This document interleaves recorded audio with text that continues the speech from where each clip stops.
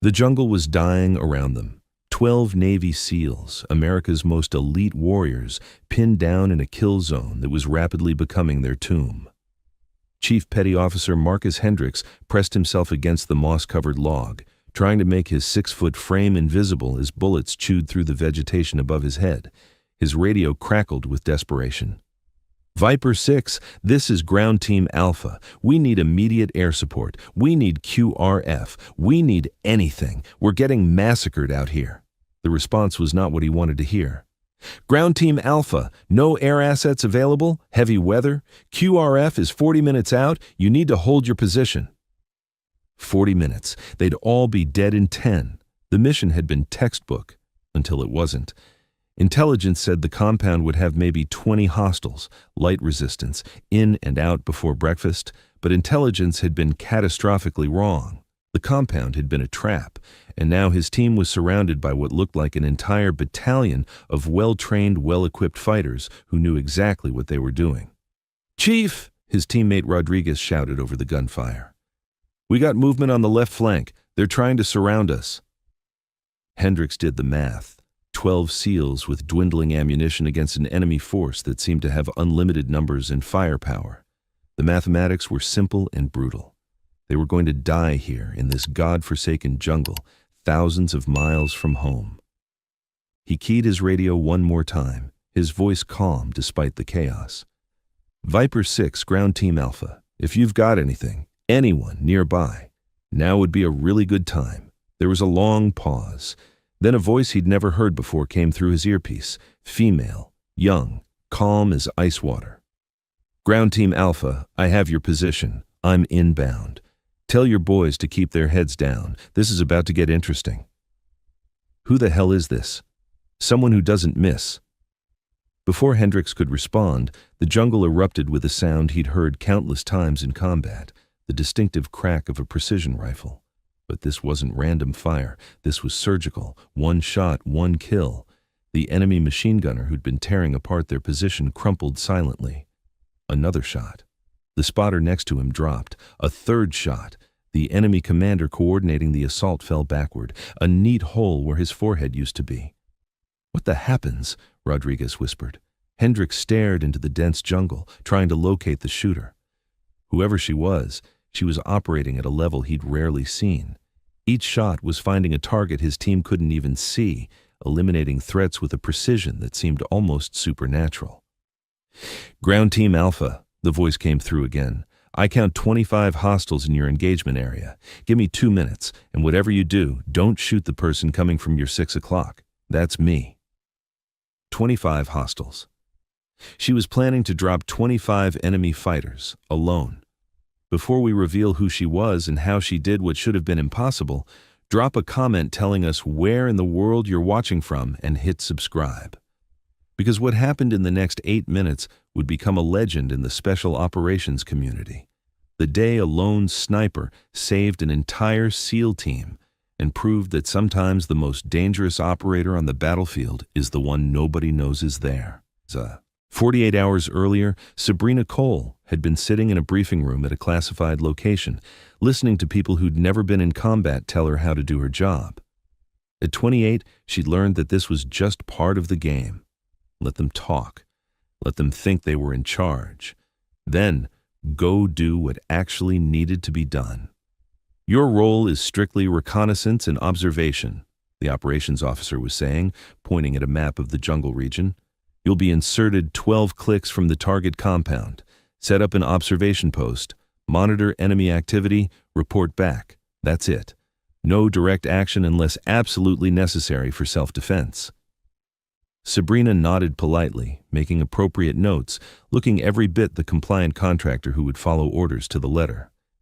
Inside, she was already planning for the moment when those orders would become irrelevant, because she'd been doing this work long enough to know that reconnaissance missions in hostile territory rarely stayed reconnaissance missions. Her official title was Military Intelligence Contractor, Field Analyst. Her actual job was significantly more complicated. Sabrina was what the intelligence community called a singleton operator.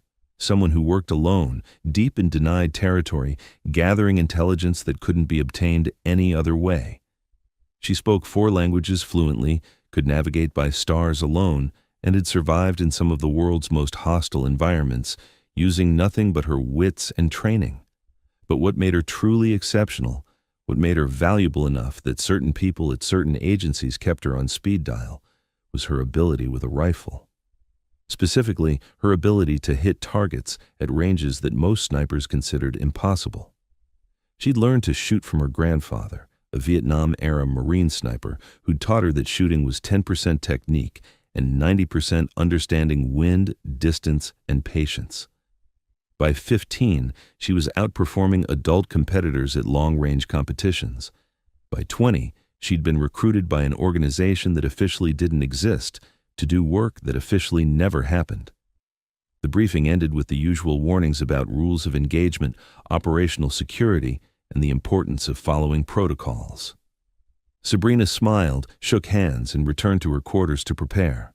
Her gear was already packed, custom-built rifle, broken down into components that fit in an innocuous hiking backpack.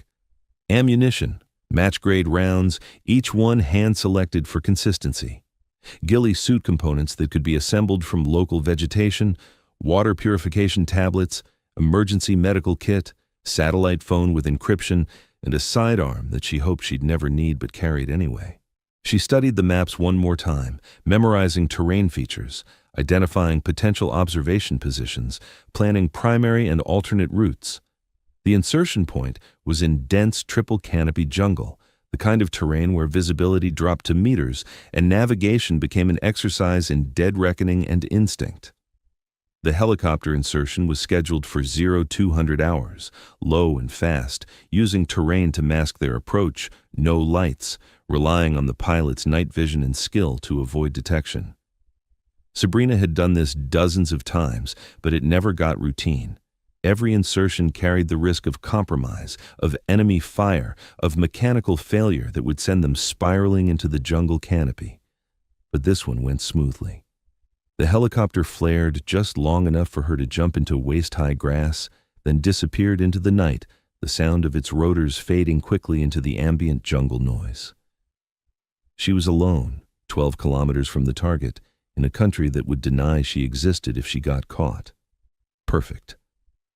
She moved through the jungle with practiced silence, using terrain and vegetation to mask her movement, stopping frequently to listen, to sense, to ensure she wasn't walking into an ambush. The jungle at night was alive with sound, insects, animals, the rustle of wind through leaves. Learning to distinguish natural sounds from human-made ones was a skill that took years to develop and seconds to lose if you got complacent. It took her 6 hours to cover the 12 kilometers to her planned observation post. Slow, careful movement, avoiding trails, avoiding areas where humans might be, staying in the densest vegetation where her presence would be harder to detect. She found a position on a ridgeline overlooking the valley where the target compound sat. Perfect sight lines, natural cover, multiple escape routes. She assembled her rifle, constructed a hide using local vegetation, and settled in to watch. The compound below was more active than intelligence had suggested. She counted at least 40 fighters, not 20. They were well-armed, disciplined, conducting patrols with professional precision. This wasn't a ragtag militia. This was a trained military force. She reported her observations through the encrypted satellite phone, speaking in brief coded phrases that conveyed essential information without revealing details if the transmission was intercepted. The voice on the other end acknowledged but didn't seem concerned. The SEAL mission was still a go. Sabrina felt the first stirring of unease. Something was wrong here. The intelligence didn't match reality. The enemy was far stronger than anticipated. The SEALs were walking into a situation that could go bad very quickly. But she wasn't in command. She was just the observer. She'd done her job by reporting. What happened next was someone else's decision, except she couldn't shake the feeling that she was watching a disaster unfold in slow motion. The SEAL team insertion happened the following night. Sabrina watched through her scope as the helicopters came in fast and low, dropping the 12-man team at the edge of the jungle before disappearing back into the darkness. She could track their movement through the dense vegetation, their infrared signatures visible through her thermal scope, moving with the confident precision of operators who'd done this 1,000 times. The assault on the compound was textbook. Breaching charges blowing doors, flashbangs disorienting defenders, controlled pairs of gunfire taking down targets. The SEALs were doing everything right. And then the trap sprung. Hidden positions around the compound opened fire simultaneously. Machine guns, rifles, RPGs. The compound had been bait, and the SEALs had taken it. Now, enemy forces were pouring in from multiple directions, trying to surround and destroy the American team. Sabrina watched the SEALs fighting their way out, moving with desperate speed toward a defensible position.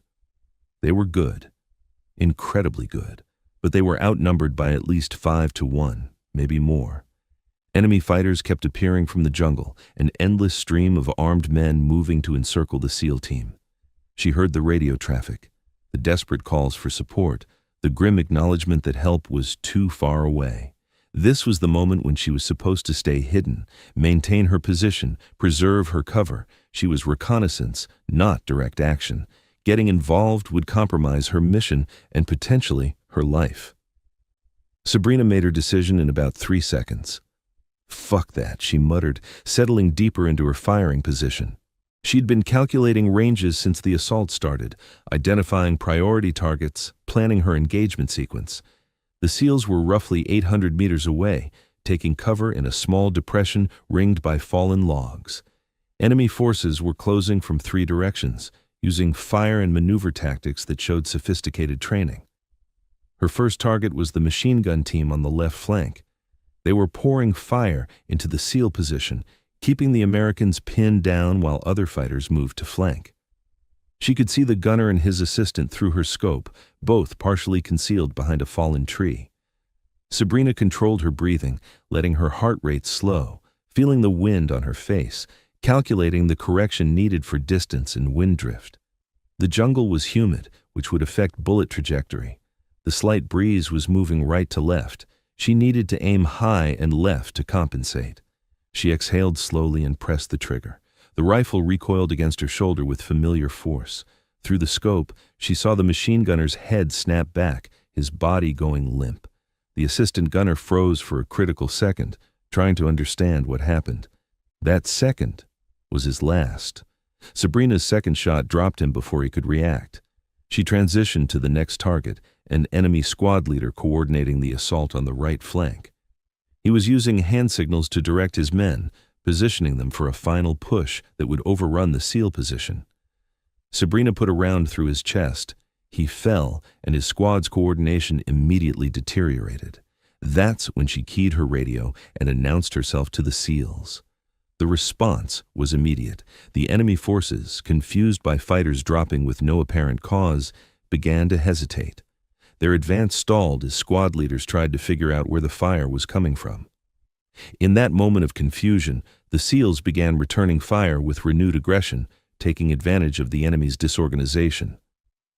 Sabrina worked methodically through her target list. Enemy commanders first, the men giving orders, coordinating movement, then heavy weapons operators, machine gunners, RPG teams, anyone who could inflict mass casualties, then exposed infantry who posed immediate threats to the SEAL position. Each shot was deliberate. Each shot accounted for wind, distance, humidity, the angle of the slope, the movement of the target. This wasn't spray and pray. This was precision shooting at the highest level. Each trigger pressed the culmination of dozens of calculations and adjustments performed in fractions of seconds. Her fourth target was an RPG gunner preparing to fire into the SEAL position. She shot him as he lifted the weapon to his shoulder. The rocket detonated in place, taking out the gunner and 2 nearby fighters. Fifth target, a spotter directing mortar fire. He was using a radio, calling in coordinates that would drop high explosives directly onto the Americans. Sabrina's round entered just below his ear. The mortars fell silent.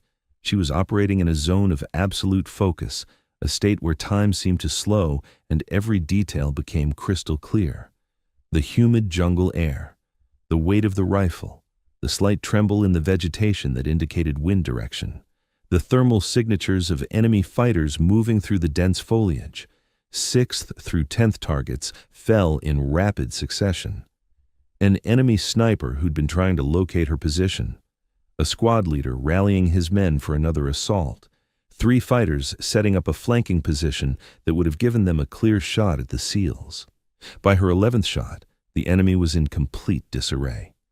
They'd figured out roughly where the fire was coming from, but roughly wasn't good enough. Sabrina was 800 meters away, concealed in dense jungle, firing from a position that gave her clear sight lines while keeping her nearly invisible. Enemy fighters began shooting wildly in her general direction, but their fire was uncoordinated and inaccurate.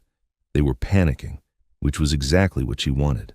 Panicked soldiers made mistakes, exposed themselves, forgot their training. She continued her methodical elimination. Target 12, a fighter with a radio who was probably calling for reinforcements. Target 13, another machine gunner trying to suppress the SEAL position. Target 14, a squad attempting to use smoke grenades to mask their approach. The SEALs, understanding they had a guardian angel, began maneuvering more aggressively. They were laying down suppressive fire, using the enemy's confusion to improve their position, evacuating their wounded. Sabrina could hear the relief in their radio traffic, the grim determination replacing earlier desperation. But the fight wasn't over. Enemy reinforcements were arriving, fresh fighters moving in from the main compound. Sabrina counted at least 15 more hostiles entering the engagement area, some of them wearing tactical vests and carrying weapons that suggested professional military training. "Ground Team Alpha," she transmitted, "new hostiles inbound from your 3 o'clock. Squad-sized element with possible heavy weapons, engaging now." She shifted her aim to the approaching reinforcements. These fighters were being more cautious, using cover effectively, advancing with tactical discipline, but caution only went so far against a shooter they couldn't see or locate. Target 15 dropped while trying to cross an open area. Target 16 fell while directing his squad from behind a tree. Targets 17 and 18 went down in quick succession as they exposed themselves to set up a machine gun. Sabrina was burning through ammunition now, each shot dropping another enemy fighter, each trigger press removing another threat to the SEAL team. Her shoulder ached from the rifle's recoil, her eyes strained from hours of staring through the scope, but her hands remained steady, her breathing controlled, her focus absolute. Target 19 was attempting to flank the SEAL position from an unexpected angle, moving alone through dense vegetation. Sabrina tracked him through thermal imaging, waiting until he paused to check his position. One shot. He crumpled silently into the undergrowth. Target 20 tried to rally the remaining fighters, shouting orders, trying to restore some tactical coherence to the disintegrating assault. Sabrina's round silenced him mid-sentence. The enemy's will was breaking. She could see it in how they moved, less aggressive, more defensive, looking for ways to retreat rather than advance. The trap they'd set for the SEALs had become their own kill zone, dominated by an invisible shooter who seemed to anticipate their every move. Targets 21 through 23 fell as they attempted to provide covering fire for a retreat. Target 24 went down while trying to recover his dead commander's radio. Target 25, the last immediate threat to the SEAL team, dropped while attempting to maneuver into a position that would have allowed him to engage the Americans. And then, suddenly, it was over. The surviving enemy fighters were fleeing, abandoning their weapons, disappearing into the jungle. The sustained gunfire that had been constant for the past 8 minutes fell silent, replaced by the normal sounds of the jungle, insects, birds, the rustle of wind through leaves. Sabrina remained in position, scanning for threats, ensuring the enemy wasn't regrouping for another assault. But her thermal scope showed fighters streaming away from the engagement area, their retreat chaotic and disorganized. They'd had enough. "Ground Team Alpha," she transmitted. "Hostiles are retreating. Your area is secure. I'm coming to you. Don't shoot me." She could hear the exhaustion and relief in Chief Hendrix's response. "Copy that. We see you on thermals. Come ahead. And ma'am, I don't know who the hell you are, but you just saved 12 lives today." Sabrina broke down her hide, carefully policing her brass, leaving evidence behind was unprofessional, and began moving toward the SEAL position. She moved carefully, making noise to announce her presence, keeping her rifle pointed at the ground in a non-threatening manner. The last thing she needed was to survive the battle only to get shot by friendly fire. She emerged from the jungle into the SEAL position to find 12 of America's most elite warriors staring at her like she'd just materialized from thin air, which, from their perspective, she basically had. Chief Hendricks was a big man, 6 feet of solid muscle with a beard and tactical gear that made him look like a modern Viking. He studied her with professional interest, taking in her compact frame, the custom rifle slung across her back, the ghillie suit components still attached to her gear. "You're the shooter?" he asked, his tone suggesting he was still processing what had just happened. "I'm the shooter," Sabrina confirmed. "How many did you drop?" 25 confirmed, maybe more, hard to tell with the ones behind cover. One of the other SEALs, a younger operator with corporal stripes, shook his head in disbelief. "Ma'am, I've been shooting my whole adult life. I'm a designated marksman. And what you just did, that was, I don't even know what to call it. That was superhuman." "Just training and practice," Sabrina said. "And good timing. You guys were about to have a really bad day." "We were about to have our last day," Hendricks corrected. "If you hadn't shown up when you did, we'd be calling for body bags instead of extract." He extended his hand. "Chief Petty Officer Marcus Hendricks. And you are?" "Sabrina Cole, military intelligence contractor." She shook his hand, noting the strength in his grip and the genuine gratitude in his eyes. "Contractor," another SEAL repeated, his tone skeptical. "What kind of contractor operates alone in hostile territory and shoots like a Delta Force sniper?" "The kind that gets hired for situations like this," Sabrina replied evenly. She wasn't offended by the skepticism. She'd dealt with it her entire career, the assumption that because she was young and female, she couldn't possibly be as skilled as her record suggested. She'd learned to let her work speak for itself. Rodriguez, the SEAL who'd been calling out enemy positions during the fight, approached with a fresh respect in his eyes. "Ma'am, I've worked with some of the best snipers in the military, and what you just did, engaging multiple targets at that range, in these conditions, under stress, that's world class. Where'd you train?" "Here and there," Sabrina said vaguely. The truth was that her training came from multiple sources: military schools, private instruction from retired special operations snipers, thousands of hours of self-practice, and real-world experience in places that never appeared in official records.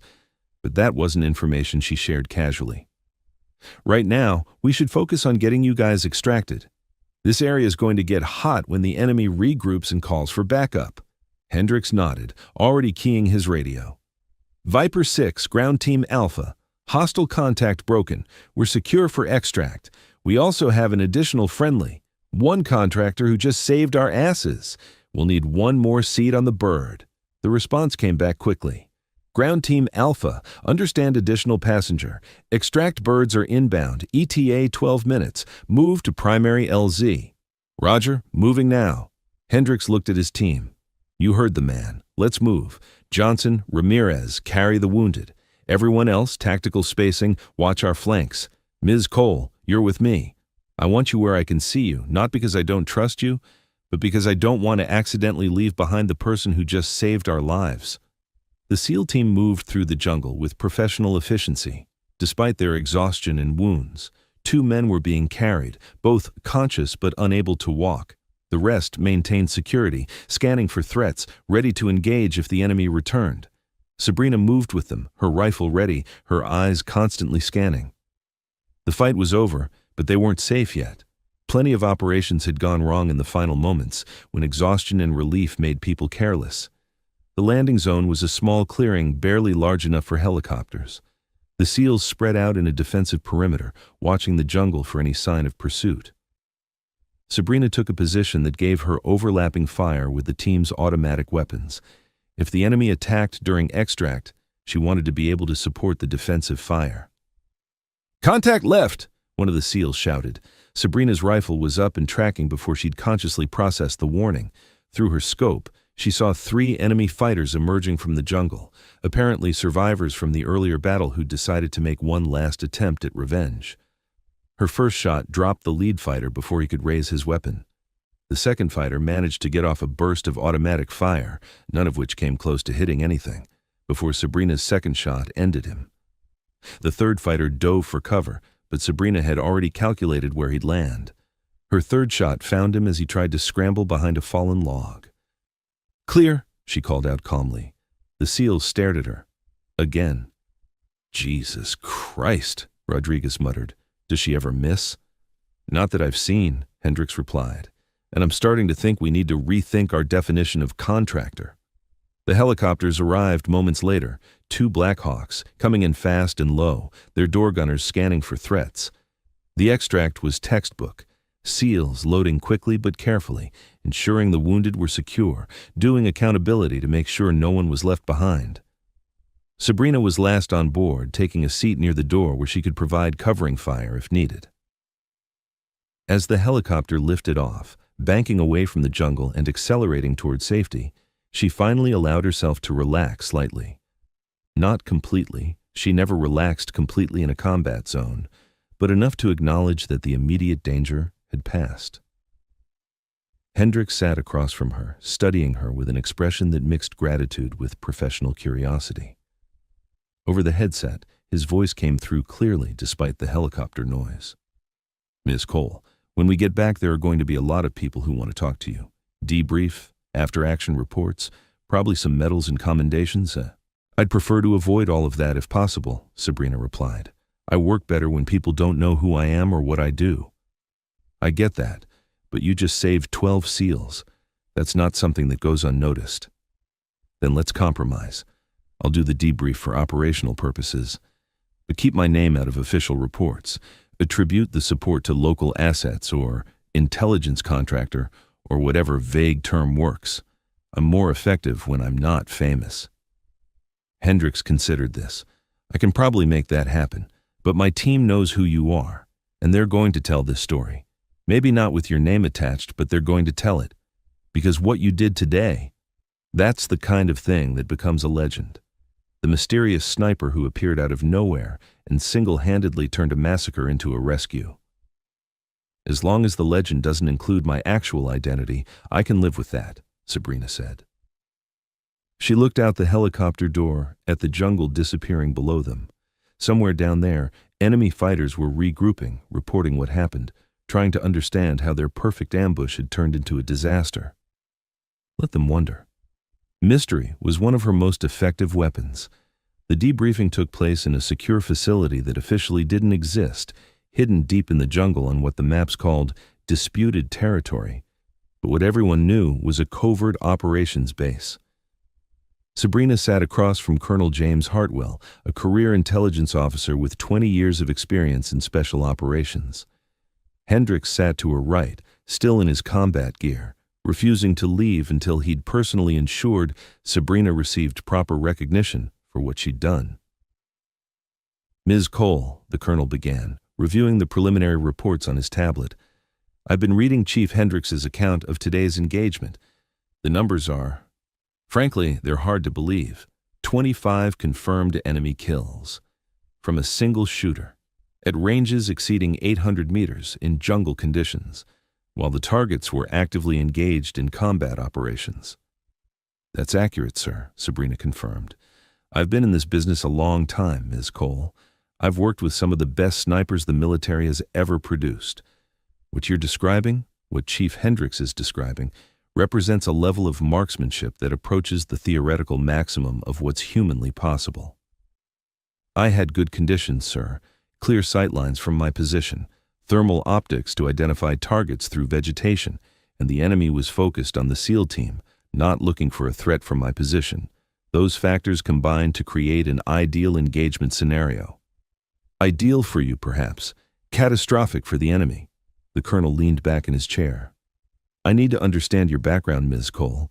Your file says you're a contractor with intelligence analysis specializations, but what I'm seeing in these reports suggests capabilities more consistent with Tier 1 special operations personnel." Before Sabrina could respond, Alarms suddenly blared throughout the facility. Red emergency lights began strobing in the corridors, casting everything in an eerie crimson glow. The colonel's radio erupted with urgent traffic. "Sir, we have a situation. Enemy assault force approaching from multiple vectors. Estimated force strength between 40 and 50 hostiles. They're heavily armed and moving with tactical coordination. Distance to perimeter, 800 meters and closing." Sabrina saw the color drain from the colonel's face. This facility was supposed to be secret, secured by its remote location and careful operational security. An enemy assault here would be catastrophic, not just for the personnel present, but for the intelligence compromise it represented. Maps, communications equipment, personnel rosters, everything that would reveal the extent of American operations in this region. "Lock down the facility," Hartwell ordered, his voice steady despite the crisis. "Get everyone armed and in defensive positions. Call for QRF support." "Sir, QRF is 25 minutes out minimum. Weather's deteriorating. We might not get air support at all." The colonel looked at his tactical display, watching the red icons representing enemy forces converging on the facility from 3 different directions. "How many combat-capable personnel do we have on site?" 15, sir, but only 5 have recent combat experience. The rest are support staff, intel analysts, communication specialists, medical personnel." "Against 50 trained fighters," Hendricks said grimly, already checking his weapon. "My team's here, but we're down to maybe 60% combat effectiveness. We're wounded, exhausted, and low on ammunition." Sabrina was already standing, her mind shifting from debrief mode to combat operations.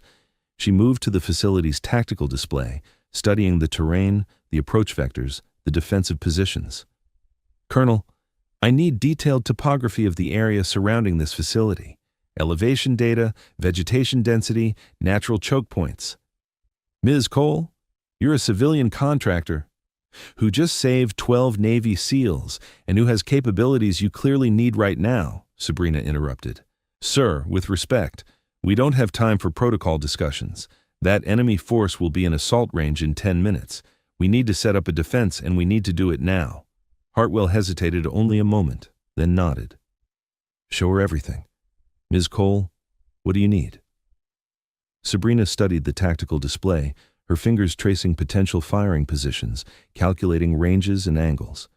The facility was built into a hillside, surrounded by dense jungle on 3 sides with a cleared approach on the 4th. Natural choke points where the jungle thinned, high ground positions that would provide clear sight lines. "I need to get outside the perimeter," she said, "set up in an elevated position with clear sight lines to the enemy approach vectors. Same tactics as before. I'll engage at long range, disrupt their assault coordination, eliminate high-value targets, buy time for your QRF to arrive." "That's a suicide mission," one of the other officers protested. "You'll be completely exposed behind enemy lines with no support and no extraction plan." "I'll be 800 to 1,000 meters from their assault positions," Sabrina corrected. "Concealed in jungle terrain that I've already scouted. Engaging targets from a position they can't easily locate or effectively return fire on. It's not suicide. It's asymmetric warfare." Hendricks spoke up. "Colonel, I've seen what she can do. If she says she can hold off that assault force, I believe her. My team will hold the facility perimeter. We'll create a defensive kill zone at the cleared approaches. She picks off their leadership and heavy weapons. We handle anyone who makes it through. It's not a great plan, but it's better than getting overrun." The colonel looked at Sabrina for a long moment, weighing impossible options. Finally, he nodded. "Do it.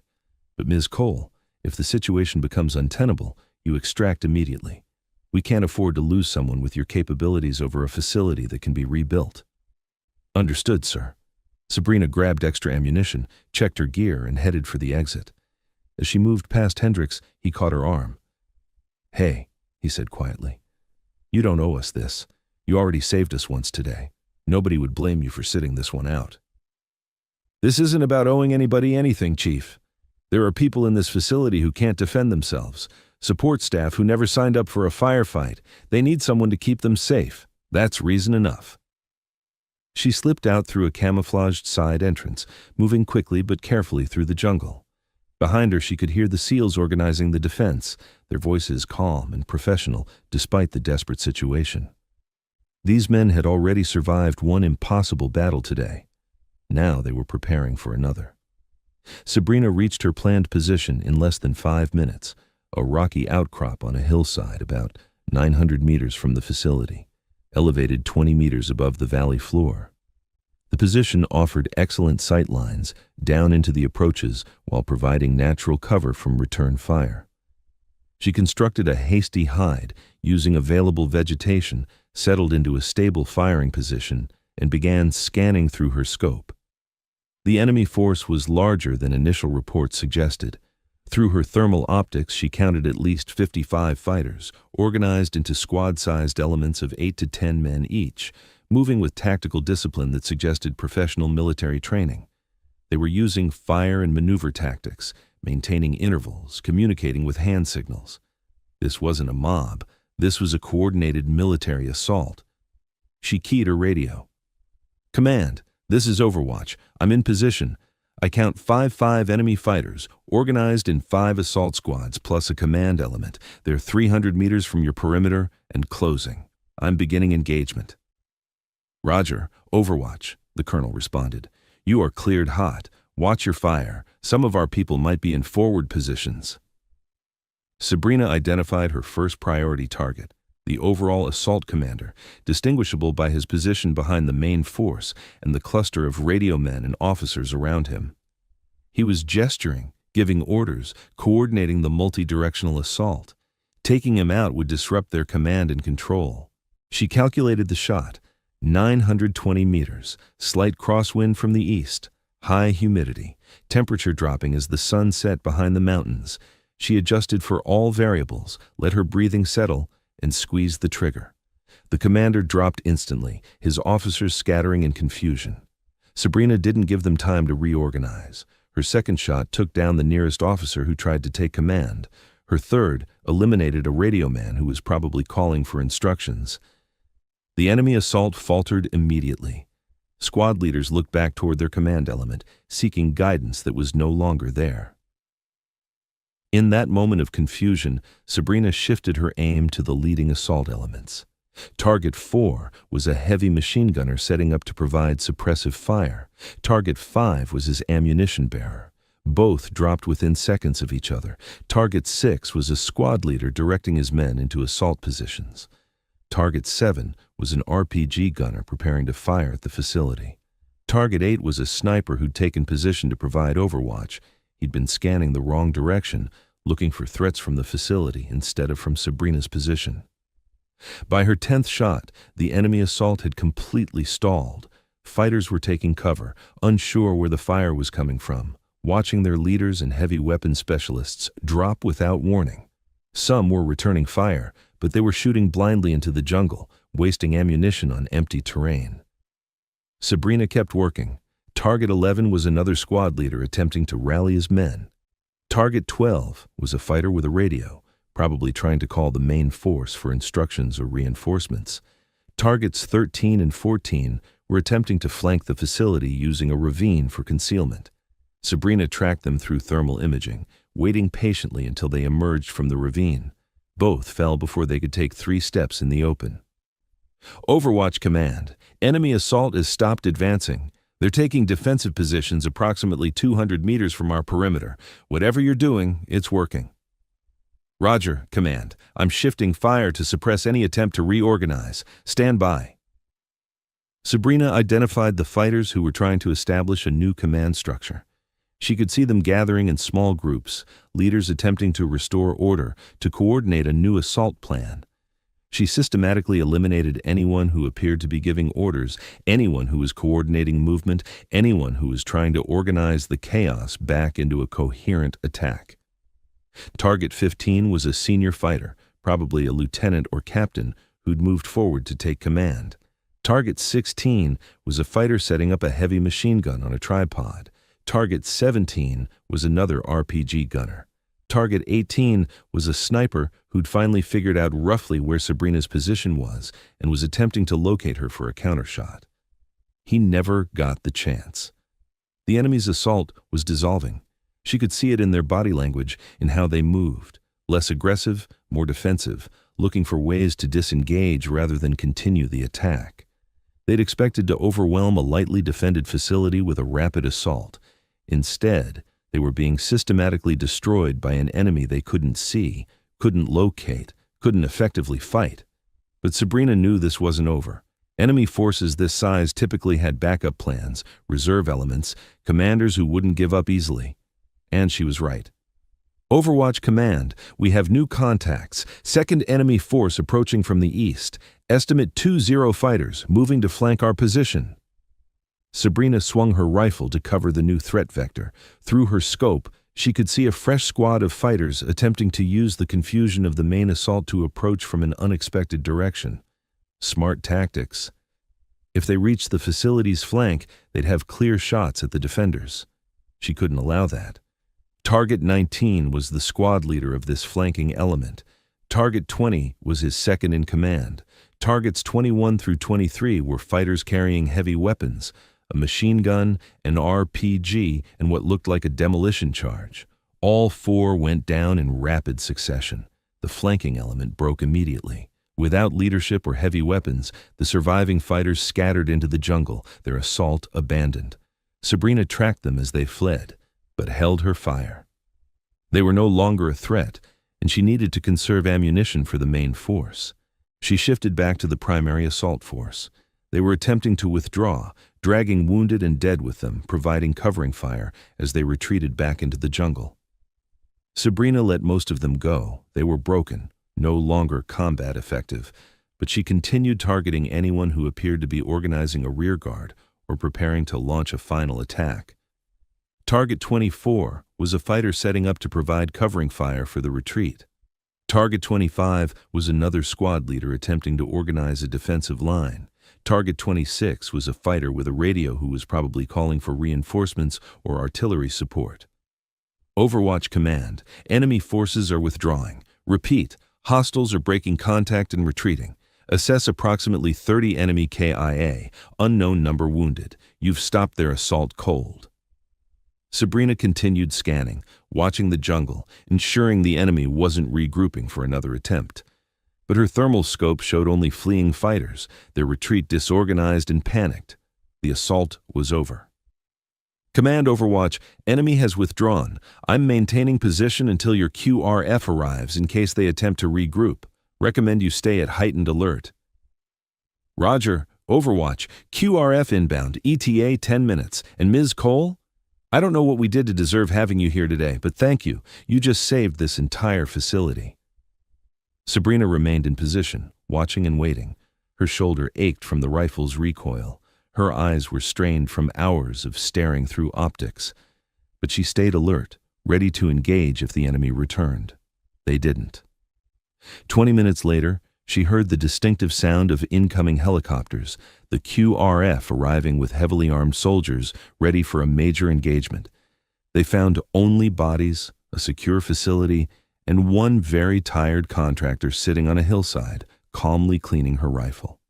Colonel Hartwell personally walked out to Sabrina's position, accompanied by Hendricks and several other officers. His expression was a mixture of awe, gratitude, and complete bewilderment. Ms. Cole, he said, approaching slowly, I've just reviewed the preliminary casualty assessment, 26 confirmed enemy kills from a single shooter in less than 15 minutes of engagement against a coordinated assault force that should have overrun this facility. 27, sir, Sabrina corrected, pointing to a body that had just been discovered in the undergrowth. That one was trying to get close enough to throw grenades. 27, the colonel repeated, shaking his head. This is, I don't have words for this. What you've done today, first saving Chief Hendricks's team, now saving this entire facility. It's beyond anything I've seen in 20 years of special operations. Just doing my job, sir. No, Hendricks interjected. No, ma'am, this is not just doing your job. I've worked with the best shooters in the SEAL teams, with special operations snipers who've spent their entire careers perfecting this craft. And none of them could have done what you did today, not once, and certainly not twice. Rodriguez, who'd been examining the enemy casualties, approached with a spent brass casing in his hand. "Ma'am, I've been tracking your shots based on the entry wounds and angles. You were engaging targets at ranges from 800 to over 1,000 meters, in jungle terrain, with limited visibility, while they were moving and taking cover. The level of precision required to do that, it's honestly hard to believe, even though I'm looking at the evidence." "The conditions were favorable," Sabrina said. "Good elevation, thermal optics, enemies who weren't aware of my position until it was too late. It wasn't as difficult as it sounds."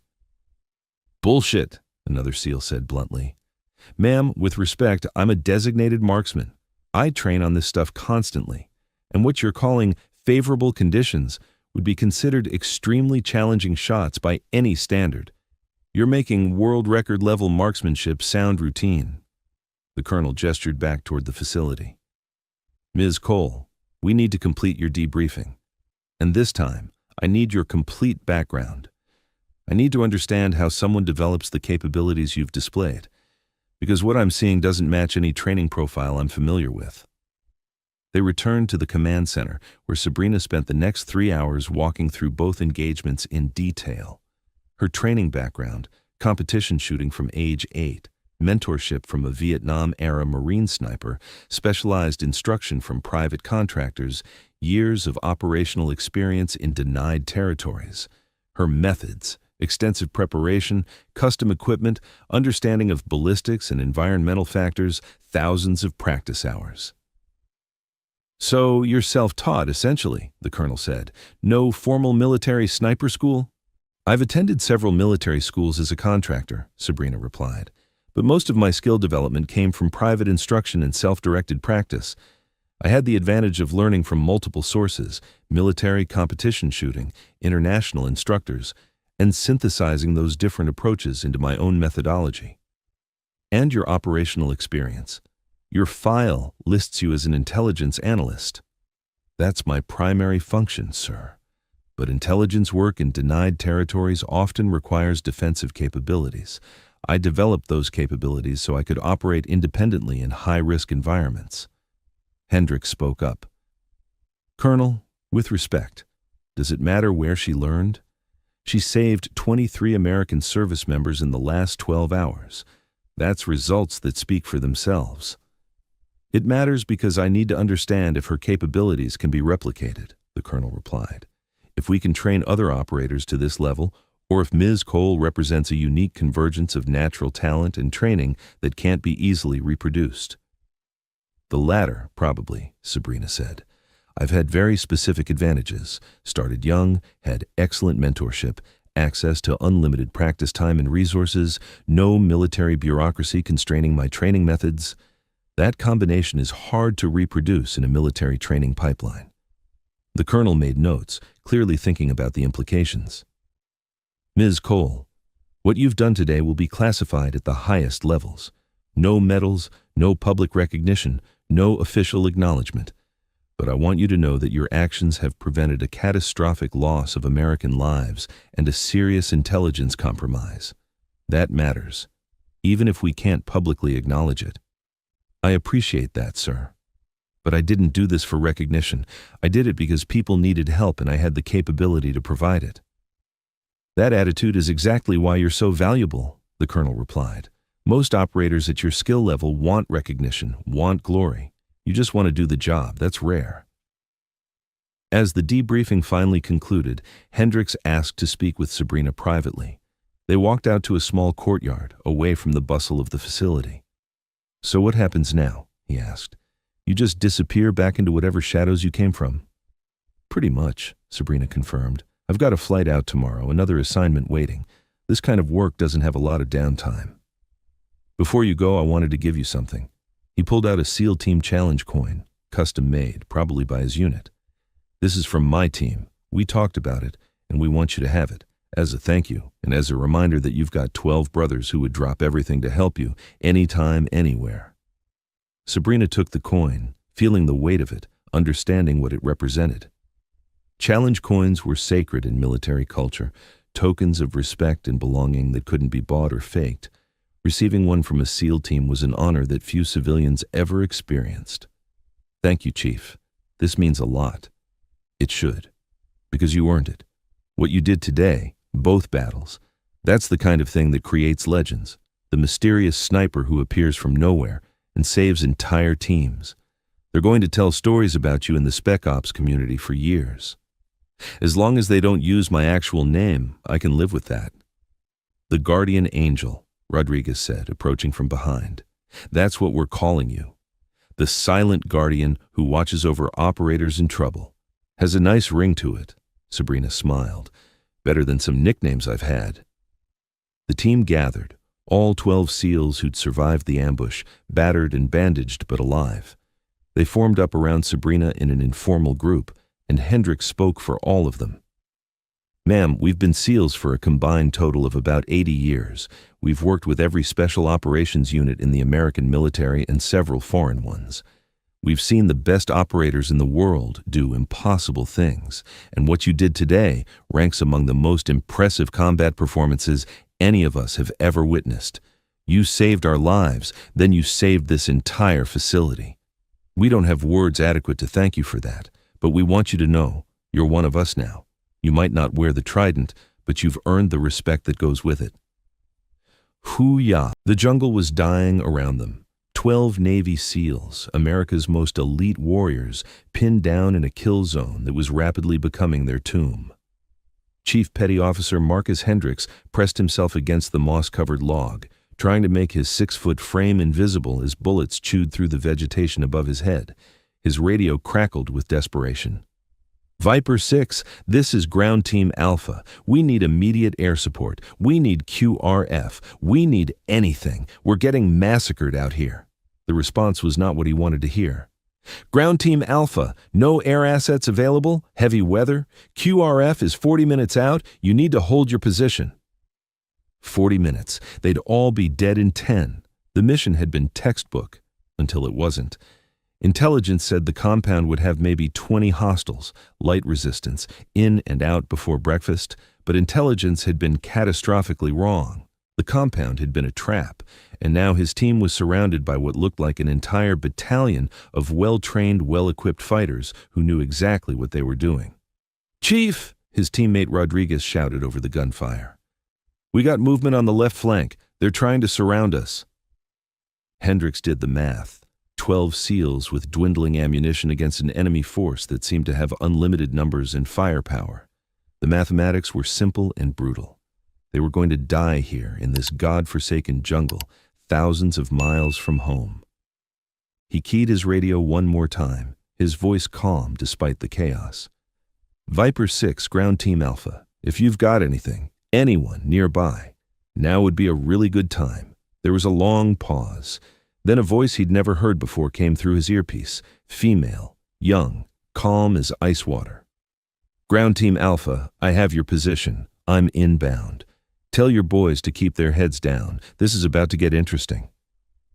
Who the hell is this? Someone who doesn't miss. Before Hendricks could respond, the jungle erupted with a sound he'd heard countless times in combat, the distinctive crack of a precision rifle. But this wasn't random fire. This was surgical. One shot, one kill.